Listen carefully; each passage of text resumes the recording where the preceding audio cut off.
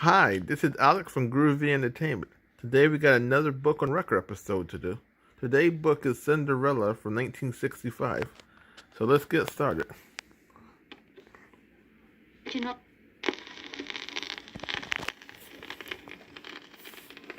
This is a Walt Disney original little long-playing record, and I am your Disneyland story reader. I am going to begin now to read the story of Cinderella. You can read along with me in your book.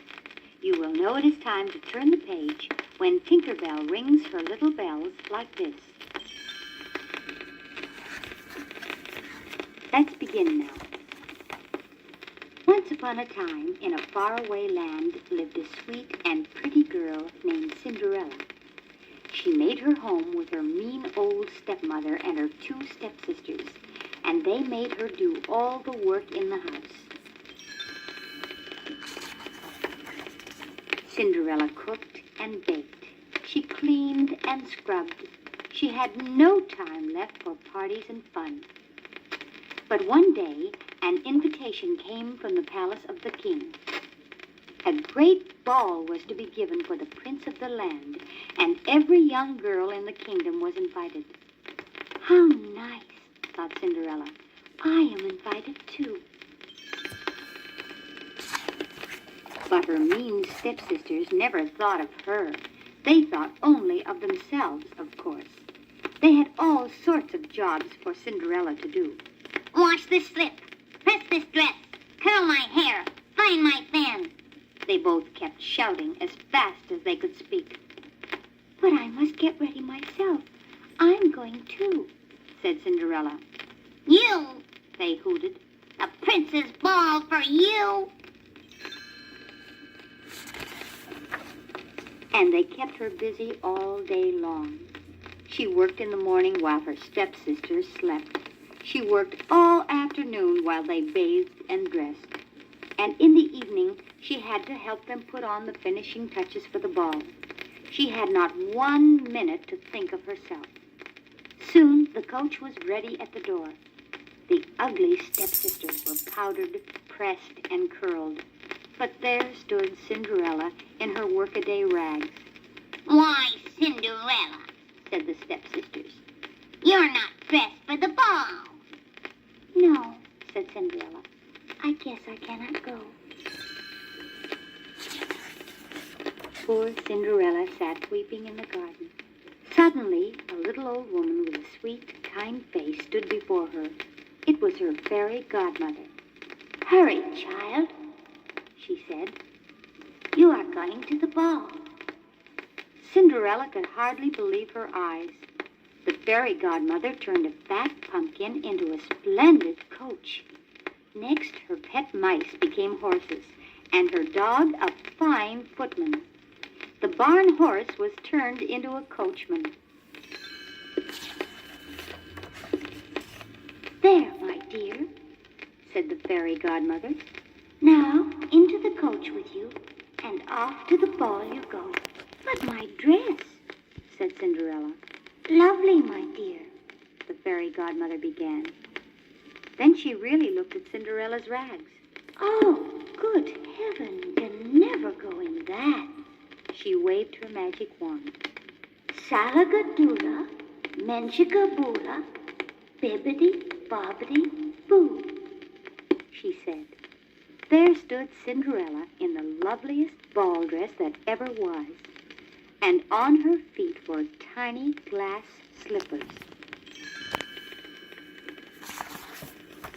Oh, cried Cinderella, how can I ever thank you? Just have a wonderful time at the ball, my dear, said her fairy godmother. But remember, this magic lasts only until midnight. At the stroke of midnight, the spell will be broken, and everything will be as it was before. I will remember, said Cinderella. It is more than I ever dreamed of. Then into the magic coach she stepped, and was whirled away to the ball. And such a ball! The king's palace was ablaze with lights. There was music and laughter, and every lady in the land was dressed in her beautiful best. But Cinderella was the loveliest of them all. The prince never left her side all evening long. They danced every dance. They had supper side by side, and they happily smiled into each other's eyes. But all at once, the clock began to strike midnight. Bong, bong, bong. "Oh!" cried Cinderella. "I almost forgot." And without a word, away she ran, out of the ballroom and down the palace stairs. She lost one glass slipper, but she could not stop. Into her magic coach she stepped, and away it rolled. But as the clock stopped striking, the coach disappeared, and no one knew where she had gone. Next morning, all the kingdom was filled with the news. The Grand Duke was going from house to house with a small glass slipper in his hand. For the prince had said he would marry no one but the girl who could wear that tiny shoe. Every girl in the land tried hard to put it on. The ugly stepsisters tried hardest of all, but not a one could wear the glass shoe. And where was Cinderella? Locked in her room, for the mean old stepmother was taking no chances of letting her try on the slipper. Poor Cinderella! It looked as if the Grand Duke would surely pass her by. But her little friends, the mice, got the stepmother's key, and they pushed it under Cinderella's door. So down the long stairs she came, as the Duke was just about to leave. "Please," cried Cinderella, "please let me try." And of course the slipper fitted, since it was her very own. That was all the Duke needed. Now his long search was done. And so Cinderella became the prince's bride and lived happily ever after. And the little pet mice lived in the palace and were happy ever after, too.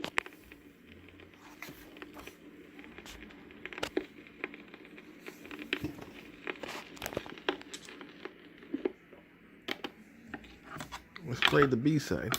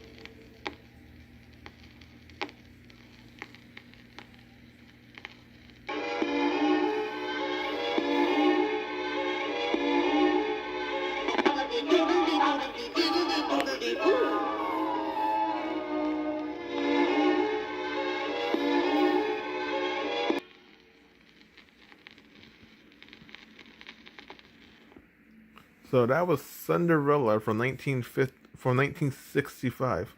Now the book says the movie was made in 1950, and I seen this movie 4 times in the 80s, broken up, and then I seen it last year for the first time, all the way through. And it was a pretty good movie.